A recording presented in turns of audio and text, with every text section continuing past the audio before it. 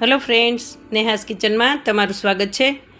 તો આજે healthy, tasty અને એક સ્વાદિષ્ટ ચેવડો લઈને આવી છું, જે આપણે લેડીઝને કોઈ પણ દુખાવા હોય કમરના, સાંધાના કે એવાના, તો એમાં ખાઈ શકાય છે। તો અહીંયા મેં અડધો કપ ઘી લીધેલું છે અને પોણો કપ અડદનો લોટ લીધેલો છે। એને આવી રીતે સરસ રીતે શેકી લેવાનો છે।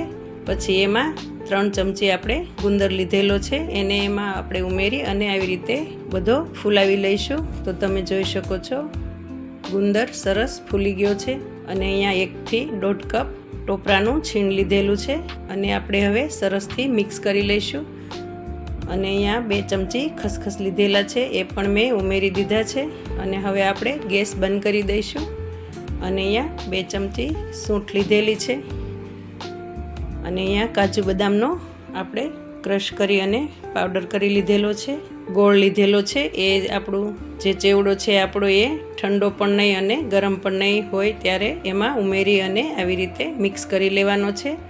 તો તમે જોઈ શકો છો એકદમ છૂટો અને સરસ ક્રિસ્પી બન્યો છે। તો આ ચેવડો અત્યારે શિયાળામાં બધા ખાઈ શકે છે અને ડિલિવરી પછી પણ આપણે જે સૂંઠ અને ગુંદર બનાવીને આપીએ તો આ તાજું ઇન્સ્ટન્ટ બનીને આપી શકાય છે। કોઈને થેપલા ન ભાવતા હોય બનાવેલા, તો આ તાજું અને ફ્રેશ બનાવીને આપી શકાય છે। તો તમે એકવાર જરૂરથી ટ્રાય કરજો અને મારા વિડીયોને લાઇક, શેર અને સબસ્ક્રાઈબ કરજો। Thank you.